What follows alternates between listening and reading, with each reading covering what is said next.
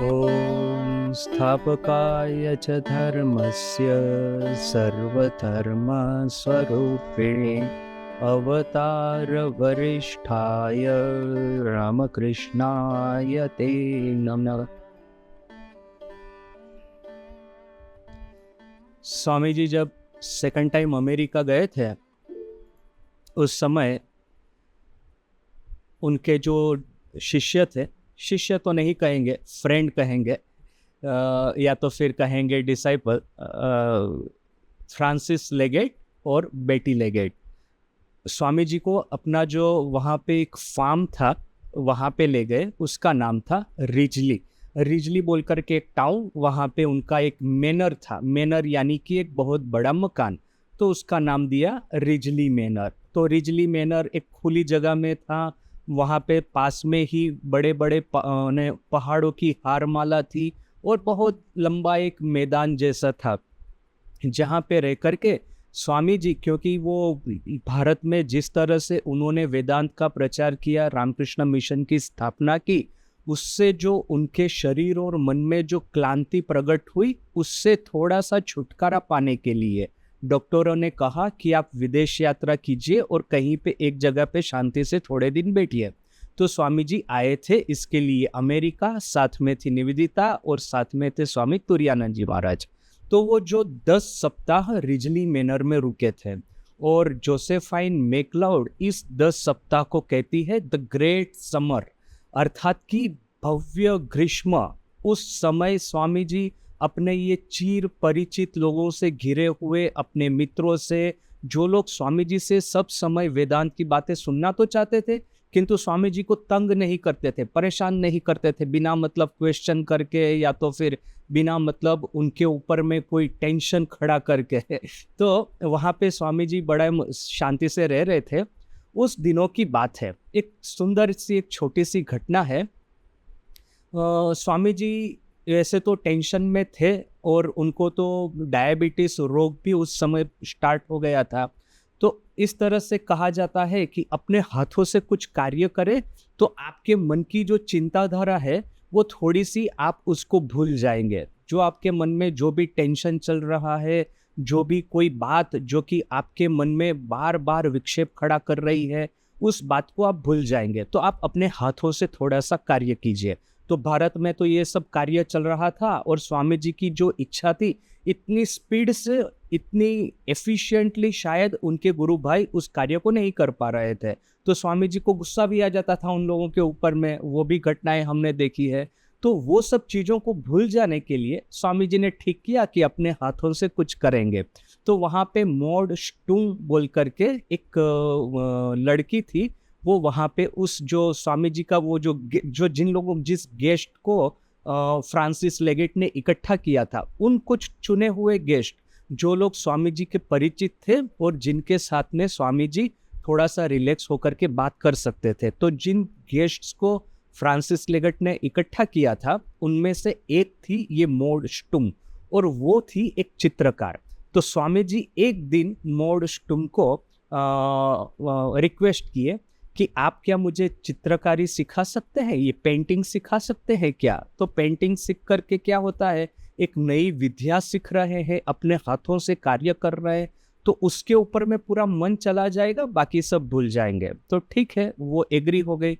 तो जिस दिन को पेंटिंग सिखाना था, प्रथम दिन था, देखा कि स्वामी जी अपने हाथ में एक एप्पल लेकर के उपस्थित हुए, एक सेब लेकर के, और वो सेब उन्होंने इस मॉड स्टूम को दिया और कहा in the hope that our lessons become fruitful, इस आशा में कि हमारे ये जो लेसन्स अर्थात कि चित्रकारी विद्या सीखने का जो प्रारंभ किया है वो फलप्रसू हो, ऐसा बोल करके। और ये अपनी भारतीय प्रथा भी है कि सब समय जब आप टीचर के पास सीखने के लिए जाते हैं तो कुछ समित पानी ही ऐसा लेकर के हाथ में, वो उस समय तो गुरुकुल में अग्नि प्रकट करते थे, तो अग्नि जलाने के लिए काष्ठ अर्थात की लकड़ियां लेकर के ये शिष्य अपने गुरु के आश्रम में जाते थे। तो एक सिंबल है ये। तो ये सिंबॉलिकली स्वामी जी ने सेब का फल मॉड स्टूम को दिया और ये पेंटिंग सीखना प्रारंभ किया। और फिर पेंटिंग सीखने के बाद में उन्होंने हरि महाराज यानी कि स्वामी तुरानंद जी और निवेदिता इन दोनों का पेंटिंग भी बनाया था। और निवेदिता कहती है कि मैंने वो अपने बारे में कटाक्ष करके कहती है कि मैं जितनी कुरूप दिखती हूँ उससे भी ज्यादा कुरूप ये पेंटिंग दिखता है। किंतु जो भी है दूसरे लोग ऐसा कहते थे, किंतु निवेदिता वाज वेरी हैप्पी कि जिस तरह से पेंटिंग बना रहे थे स्वामी जी, बाकी सब चीजों को भूल करके एटलीस्ट उतने समय तक वो जो भारत का कार्य क्यों नहीं आगे बढ़ रहा, क्यों नहीं मठ की जमीन पे फटाफट नए नए बिल्डिंग बनने चालू हो जाते, क्यों नहीं पूरे भारतवर्ष में रिलीफ ऑपरेशंस चालू हो जाते, ये सब जो स्वामी जी की चिंता थी। और स्वामी जी के जो उस समय के कलकत्ता के डिसाइपल्स या फिर ये चेन्नई के डिसाइपल्स इतनी स्पीडली स्वामी जी चाहते थे उतना स्पीडली काम क्यों नहीं कर पा रहे, वो सब चिंता कुछ समय के लिए वो भूल गए। अभी इस घटना को लेकर के एक दिन रात को खाने के समय थोड़ा सा हंसी मजाक स्टार्ट हो गया। अब जैसे कि अपने मित्रों के साथ में हम बैठे हैं तो मित्र लोग कैसे एक दूसरों की मजाक करते हैं, माने इट्स अ होलसम थिंग।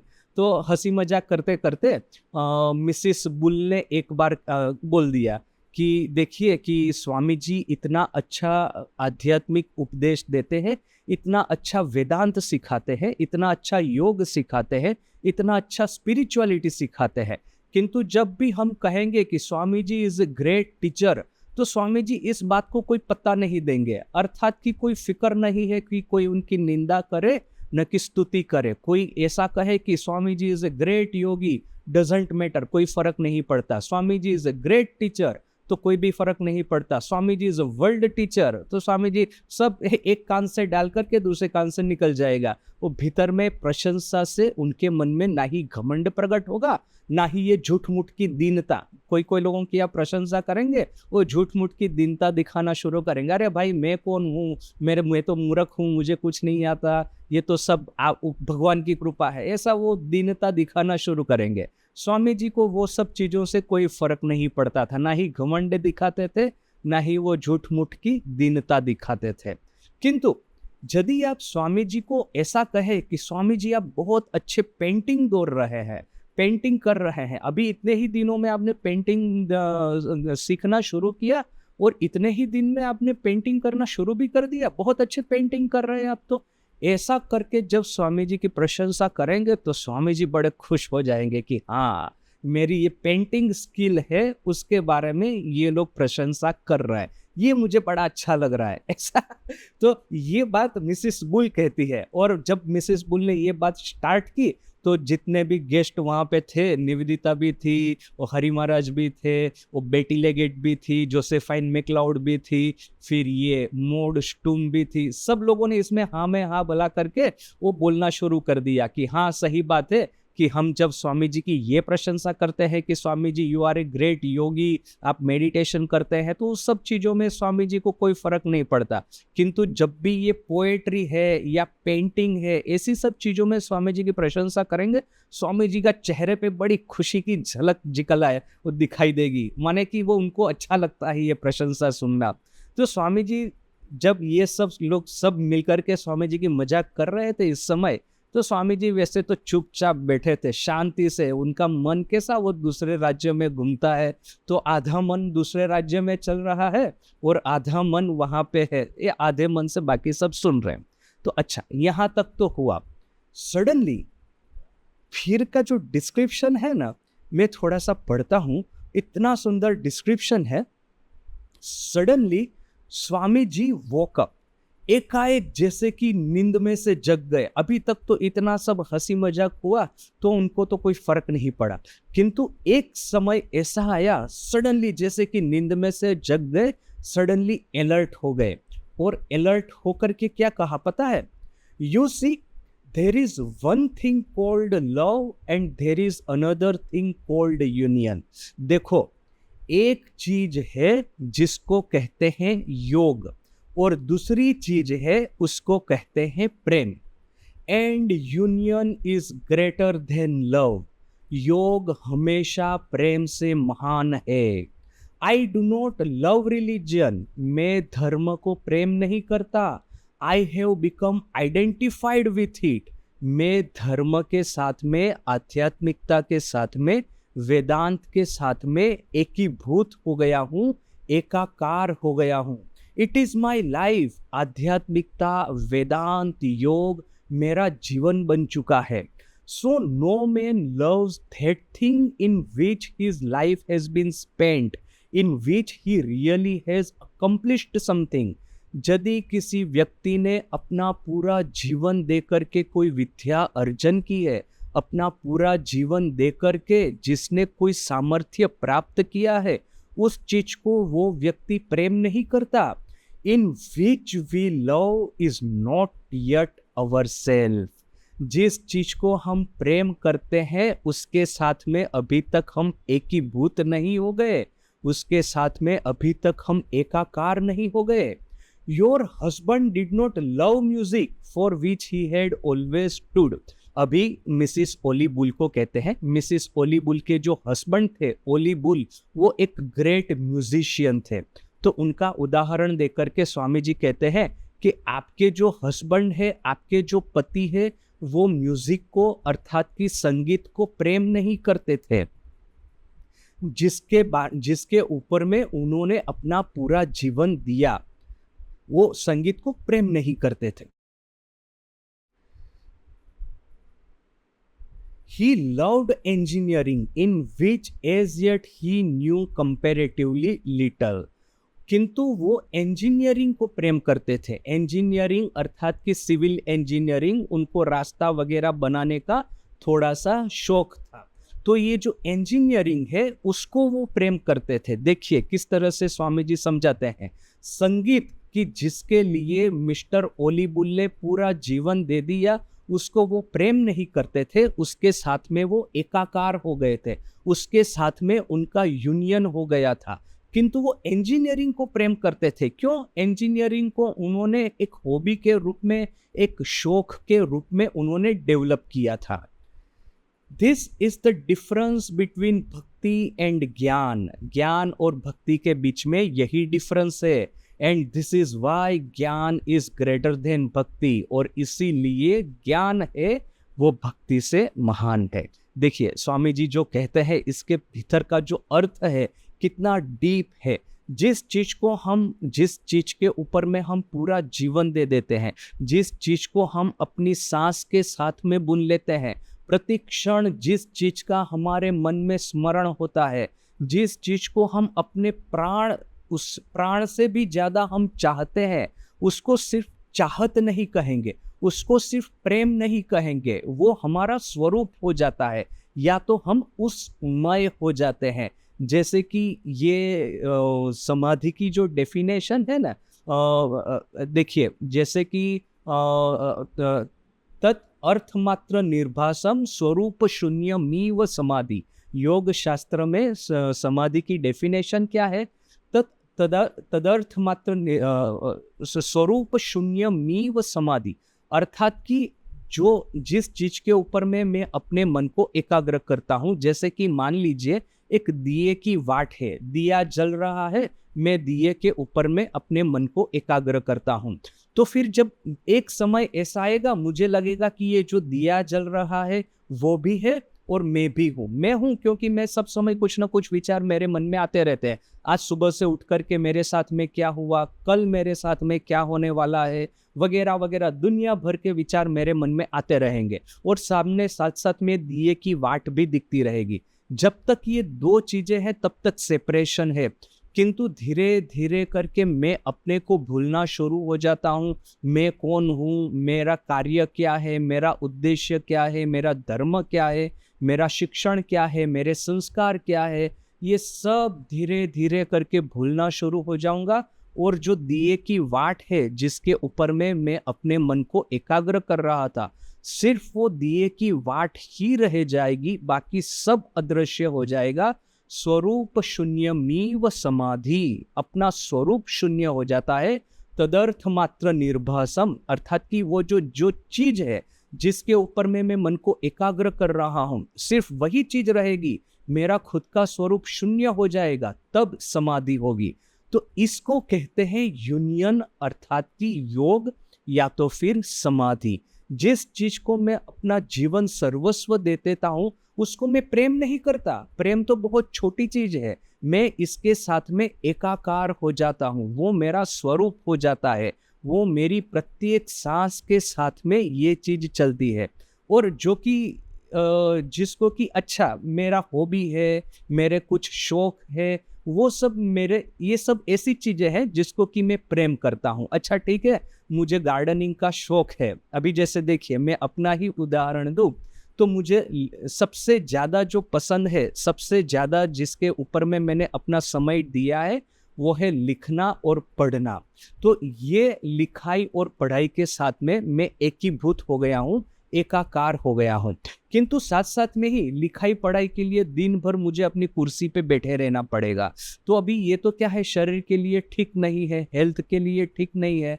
तो मैंने एक साथ साथ में गार्डनिंग का हॉबी डेवलप किया है। यहाँ पब्लिकेशन की टेरेस पे एक छोटा सा गार्डन है, वहाँ पे जाकर के मैं पानी डालूंगा, वहाँ पे जाकर के मैं थोड़ी सी जो सूखी डाले हैं, तो मेरे पास में एक सिकेटर है। सिकेटर अर्थात कि एक ऐसी कैंची, एक ऐसी कातर जिससे कि आप सूखी डालियों को काटते हैं। तो ये सिकेटर से मैं सूखी डालियां काटता रहता हूँ, फिर उसमें वो फर्टिलाइजर डालता रहता हूँ। आपको देख करके लगेगा अरे ये दिन भर गार्डन में ही बिताता है क्या, किंतु बात वो नहीं है। गार्डनिंग को मैं प्रेम करता हूँ क्योंकि एक हॉबी के रूप में मैंने इसको डेवलप किया है। किंतु जिस चीज के साथ में मेरा आइडेंटिफिकेशन है, जिस चीज के साथ में मेरा यूनियन है, वो है लिखाई और पढ़ाई। तो ये प्रेम और भक्ति, ज्ञान और भक्ति, यूनियन और लव, ये दोनों के बीच में ये डिफरेंस है जो कि स्वामी जी हमको समझाते हैं। और इसलिए मैंने ये किस्सा जो है वो कितना परफेक्ट है, ये राजयोग की भूमिका के रूप में। राजयोग जो हम सीख रहे हैं, स्वामी विवेकानंद का कंप्लीट वर्क्स वॉल्यूम 1, इसमें राजयोग का जो 3rd लेक्चर है, प्राण, प्राण का हम थोड़ा सा अध्ययन कर रहे हैं और उसमें से पढ़ करके चर्चा कर रहे हैं। तो ये राजयोग का जो इंट्रोडक्शन के रूप में ये कितना सुंदर किस्सा है। स्वामी जी का जीवन ऐसे छोटे छोटे किस्सों से भरा हुआ है। अब बात हंसी मजाक की चल रही है और ये ऐसा चीज है कि जिसके बारे में किसी लेक्चर में भी नहीं दिया गया, किसी प्रवचन, किसी लेटर जो स्वामी जी लिखते हैं उसमें भी ऐसी कोई चीज नहीं है। बस वो चुपचाप बैठे थे और अपना आइसक्रीम खा रहे थे। वो स्वामी जी का क्या था, रिजली मैनर में ये बेटी लेगेट अर्थात कि फ्रांसिस लेगेट की वाइफ, वो स्वामी जी को बड़ी माने भक्ति करती थी, बड़ी श्रद्धा करती थी। तो वो क्या करती थी कि वो चाहती थी कि स्वामी जी सबके साथ में बैठे खाना खाने के लिए वगैरह, किंतु कभी भी उनके सर पे प्रेशर नहीं डालेगी। 10 लोग बैठे हैं और स्वामी जी का अपने मूड के अनुसार था कि यदि खाना खाना है सबके साथ में तो खाएंगे, और यदि ऐसा मूड हुआ कि अभी हो गया, बस बहुत हो गया, तो खड़े होके चले जाएंगे। हालांकि शिष्टाचार ऐसा है उस समय का कि सब लोग साथ में बैठेंगे और सब लोग साथ में खाना खा के एक साथ में उठेंगे। तो किंतु स्वामी जी पे कोई बंधन नहीं है क्योंकि ये लोग स्वामी जी को पूरा फ्रीडम देना चाहते थे। जिस तरह से वो रहना चाहे उस तरह से भले वो रहे। तो इस तरह से फ्रीडम देने के लिए बेटी लेगेट स्वामी जी के ऊपर में ऐसा कोई बंधन नहीं डालती थी, किंतु उसकी मन की तो इच्छा थी कि जहाँ पे सभी लोग बैठे हुए हैं स्वामी जी वहाँ पे बैठे और सबके साथ में बातें करें, क्योंकि सब लोग तो आतुर थे स्वामी जी की बातें सुनने के लिए, उनके साथ में गप लगाने के लिए। तो उसके पास में एक ट्रिक थी।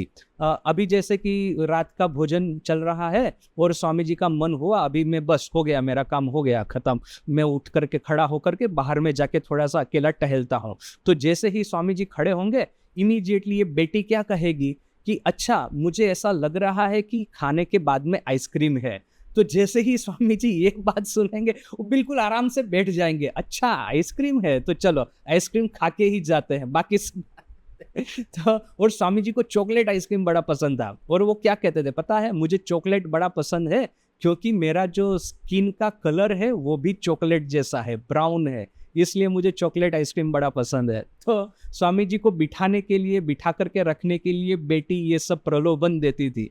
तो यहाँ पे है स्वामी जी बढ़िया मजे से आइसक्रीम खा रहे हैं, सब हंसी मजाक चल रहा है और सडनली एक ऐसी बात कह दी जो कि आध्यात्मिक जगत के ये जो गूढ़ रहस्य है, योग क्या है, समाधि क्या है, प्रेम क्या है, ज्ञान क्या है, भक्ति क्या है, उसके ऊपर में एकदम सहज सरल स्पष्ट रूप से प्रकाश डालती है। तो ये एक छोटी सी कहानी। अच्छा, राजयोग का हमने जहां तक देखा, स्वामी जी कहते हैं कि प्राण को संयमित करके, प्राण को नियमित करके, नियमन करके प्राण का, हम हमारे भीतर में जो प्राण है उसका नियमन करके, अर्थात प्राणायाम के द्वारा जो कॉस्मिक प्राण है उसको कंट्रोल कर सकते हैं। क्योंकि कॉस्मिक प्राण यानी कि कॉस्मिक फोर्सेस, जैसे कि ग्रेविटी है या तो इलेक्ट्रोमैग्नेटिज्म है, और ये जो स्वामी जी ने जिसका उल्लेख नहीं किया है शायद, किंतु वो जो भी दूसरी फोर्सेस है, स्ट्रॉन्ग न्यूक्लियर फोर्स या तो वीक न्यूक्लियर फोर्स, इन सबको हम प्राणायाम के द्वारा हमारे भीतर के प्राण से कॉस्मिक प्राण को कंट्रोल कर सकते हैं। जैसे कि रिमोट कंट्रोल है, रिमोट कंट्रोल से हम कोई भी चीज को कैसे कंट्रोल करते हैं, वैसे ही हमारे भीतर में भीतर में जो इंडिविजुअल प्राण है वो कॉस्मिक प्राण का रिमोट कंट्रोल है। इस इंडिविजुअल प्राण से कॉस्मिक प्राण को नियमन कर सकते हैं, कंट्रोल कर सकते हैं, और इससे जो सिद्धि प्रकट होती है वो सिद्धि का भी स्वामी जी ने उल्लेख किया है। और वो सिद्धि क्या है, एक पैराग्राफ में जो स्वामी जी ने कहा पढ़ लेते हैं। He could what power on earth would not be his, पृथ्वी पर की ऐसी कौन सी शक्ति होगी जो उसकी नहीं होगी। He would be able to move the sun and stars out of their places, सूरज और सितारों की गति वो परिवर्तित कर दे सकता है। To control everything in the universe, इस विश्व ब्रह्मांड में जो कुछ भी है उसको वो कंट्रोल कर सकता है। From the atoms to the biggest suns, छोटे से छोटे अणु से प्रारंभ करके विराट से विराट सूर्य तक को सब कुछ कंट्रोल कर सकता है। बिकॉज क्यों, ही वुड कंट्रोल द प्राण, क्योंकि वो प्राण को कंट्रोल करता है। This is the end and aim of pranayama, यही है प्राणायाम का असली उद्देश्य, असली एम। तो यहाँ तक हमने सब कुछ देखा। अभी इसके बाद में स्वामी जी टॉपिक को चेंज करते हैं। स्वामी जी क्या कहना चाहते हैं, बहुत सारी अभी जैसे कि यहाँ पे स्वामी जी बार बार साइंस का उदाहरण देते हैं। तो हमको ये प्रश्न हो सकता है कि यदि वेदांत इतना महान था, यदि योग इतना एडवांस था, तो आज का जो मॉडर्न साइंस और साइंस का जो पुत्र है टेक्नोलॉजी, उसकी मदद से ये अमेरिकन और ब्रिटिश लोग इंडस्ट्रियलाइजेशन और टेक्नोलॉजी की मदद से पूरे विश्व पे राज कर रहे हैं। तो भारत में ये गरीबी, ये बैकवर्डनेस, ये सब क्यों है? भारत लग रहा है जैसे कि स्टोन एज में जी रहा है, और ये अमेरिका और यूरोप लग रहे हैं कि जैसे स्टीम एज में जी रहे हैं। स्टीम एज अर्थात कि जो स्टीम इंजन जो चलता था वो, और स्टोन एज अर्थात कि पत्थर युग, जहाँ पे आदमी पत्थर को तोड़ करके और पत्थर से चीजें बना करके अपना जीवन निर्वाह करता था। तो भारत लग रहा है स्टोन एज में जी रहा है, और यूरोप अमेरिका लग रहा है स्टीम एज में जी रहा है। स्टीम की वजह से ये लोग बड़े बड़े रेलगाड़ी, ये बड़े बड़े ये आग बोट, जिसको गन बोट कहते हैं, गन बोट अर्थात कि इस तरह का जहाज जिसमें गन लगी है, तोप लगी है, और इस तोप की वजह से ये लोग सातों समुंदर के ऊपर में विजय प्राप्त की है। भारत जैसे कितने ही देश पे ये लोग राज करते हैं। तो ये तो हो गया, गन बोट से लेकर के ट्रेन तक सब कुछ चलाते हैं, और भारतवासी जैसे पत्थर तोड़ के अपना गुजरान करते हैं। तो ऐसा क्यों? तो इस बात का उत्तर स्वामी जी एक थोड़ा सा दूसरे तरीके से देते हैं। पहले तो उनका कहना है कि हम लोगों का, ऋषि मुनियों का ऐसा था कि जो बेसिक प्रिंसिपल है उसको डेवलप कर दिया जाए, उसके बाद में इस प्रिंसिपल के आधार में जो डिटेल वर्कआउट होनी है, जो साइंस वर्कआउट होना है, जो टेक्नोलॉजी वर्कआउट होनी है, वो भले धीरे धीरे चाहे होती रहे। हम लोग जो कि प्रैक्टिकल चीज़ों के ऊपर में ध्यान देने की बजाय थियरी के ऊपर में ध्यान दे, थियरी को डेवलप कर दे। एक बार थियरी डेवलप हो गई तो थियरी के आधार पे बाकी सब कुछ डेवलप होता रहेगा।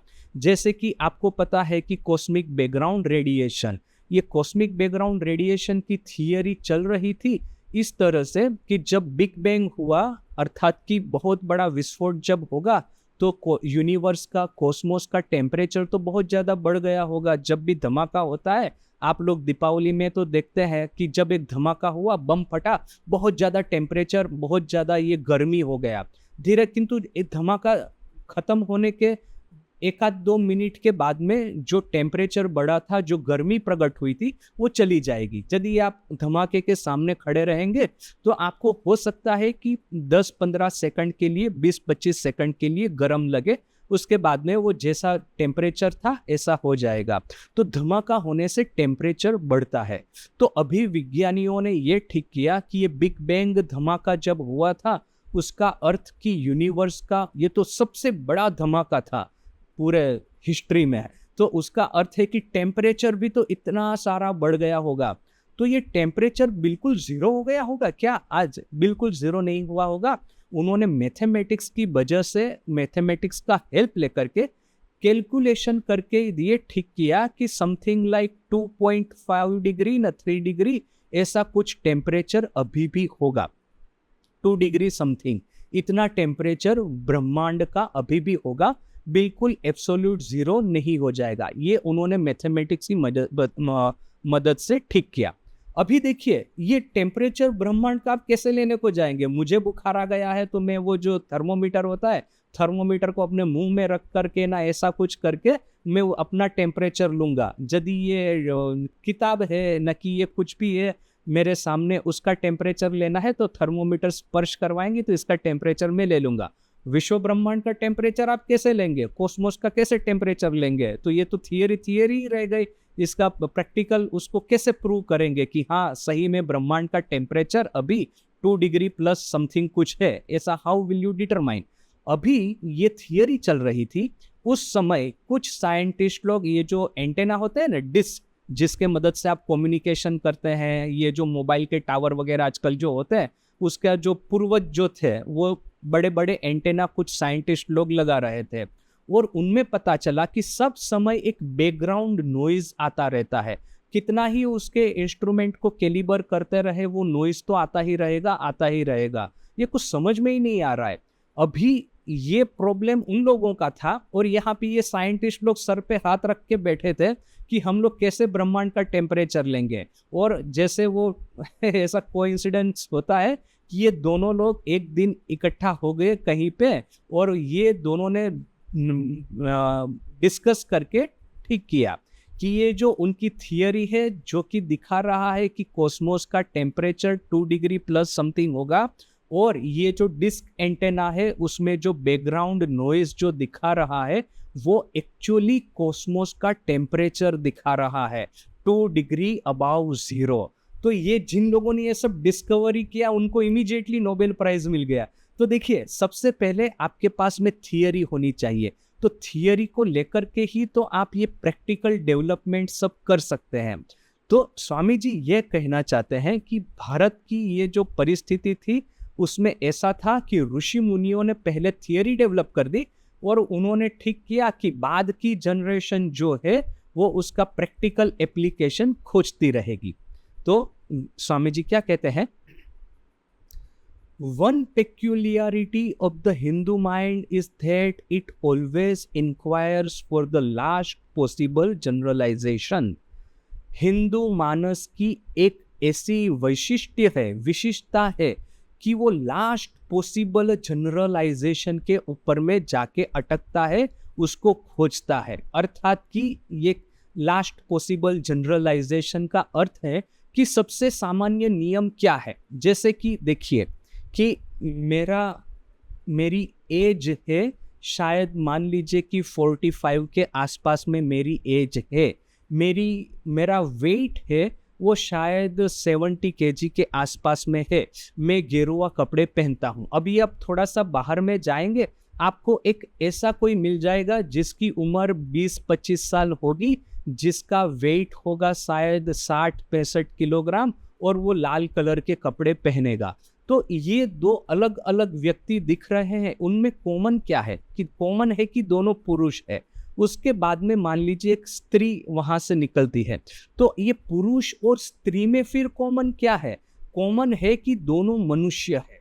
अच्छा, फिर अभी आप मान लीजिए कि अमेरिका में जाइए, अमेरिका में ये लोग रहते हैं, तो आप कहेंगे कि अच्छा ये भारतीय है वो अमेरिकन है, तो दोनों में कॉमन क्या है? तो दोनों पृथ्वी के रहवासी है। अर्थात कि ये कॉमन कॉमन कॉमन क्या है, निकालते जाइए, आखिर में पता चलेगा कि पृथ्वी पे जितने भी लोग रहते हैं हम सब मनुष्य है।